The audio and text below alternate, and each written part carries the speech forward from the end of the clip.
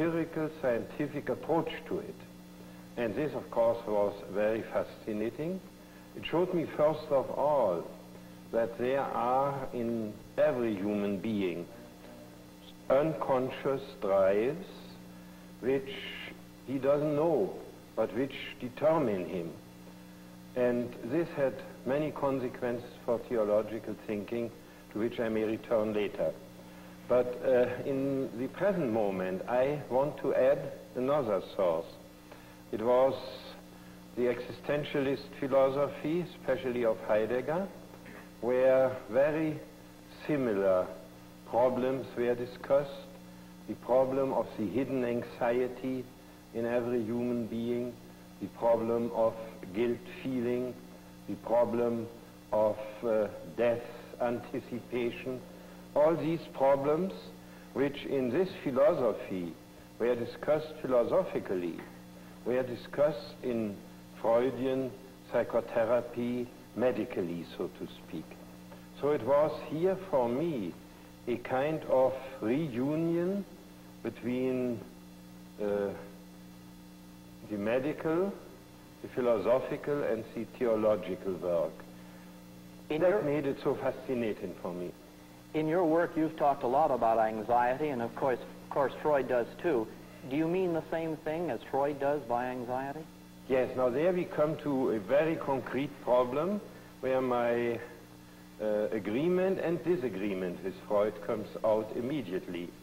I believe that Freud's concept of anxiety is so conceived that the anxiety, so to speak, can be removed, at least in some of the Freudians is the idea, that the anxiety is a pathological factor, that it is a kind of disease, and therefore that a good psychoanalysis can remove anxiety.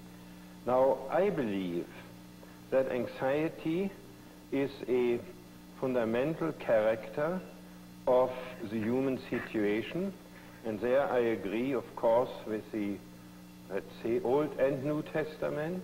In the world you have anxiety, don't be anxious, all these words.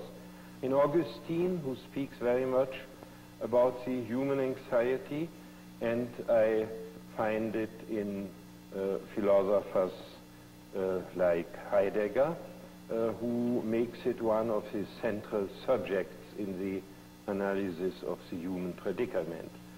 Now, we all believe that anxiety is something which has to do with man's finitude and man's guilt, while the Freudian school takes it simply as a neurotic phenomenon and believe that a good analysis can remove it, or sometimes even that a good steak can remove it, as I heard somebody say, who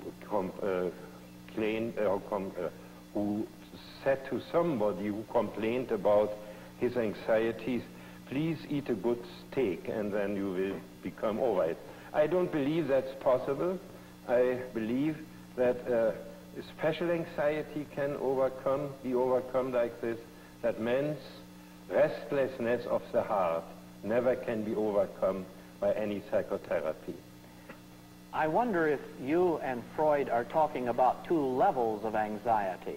Is his at the same level of anxiety as the anxiety you know? No, I believe that his anxiety is much more the neurotic anxiety, and I would call it ontological anxiety, but this word is difficult, so I may call it the anxiety which belongs to man's finite nature and is not neurotic but is natural in the way in which man lives and is construed. Would it be possible to make this distinction, Dr. Tillich, by saying that there is such a thing as natural and healthy anxiety and such a thing as unhealthy anxiety? Yes, no, but this is difficult, but we can say that. We can say that the natural anxiety of having to die is universal. Every human being has a horror when he thinks of, as I just worked today in preparing a sermon, when he is forgotten forever, when he sinks into absolute for being forgottenness. And this is what I really believe is in every human being. Somebody a few days ago said to me, "Oh no, the only anxiety is the fear about the disagreeable process of dying." But I never was afraid of dying. But I always had the fundamental anxiety of non-being, of being no longer, of being forgotten in eternity. Now that's what I believe is the real anxiety and the fundamental anxiety. And I don't know to which degree Freud really means this. I know that many of his pupils interpret him in such a way that he considers anxiety as a more or less neurotic factor which can be healed by psychoanalysis. Is the anxiety of which you are speaking, then, is a part of all human experience? Yes, every person has it. Of course. Yes. Dr. Tillich, when the psychiatrist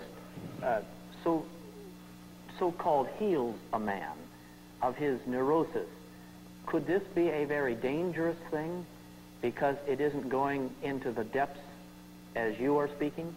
Now you bring me back to my lecture which I gave in your institute about the meaning of health.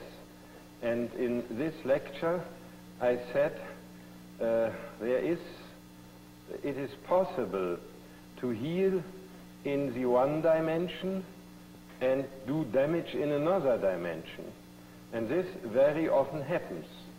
It's quite possible that the surgeon heals in the dimension of the merely bone structure side of the human being or the biological side of the human being, but by doing so he may hurt the psychological side of man's being, which I call the side of self-awareness.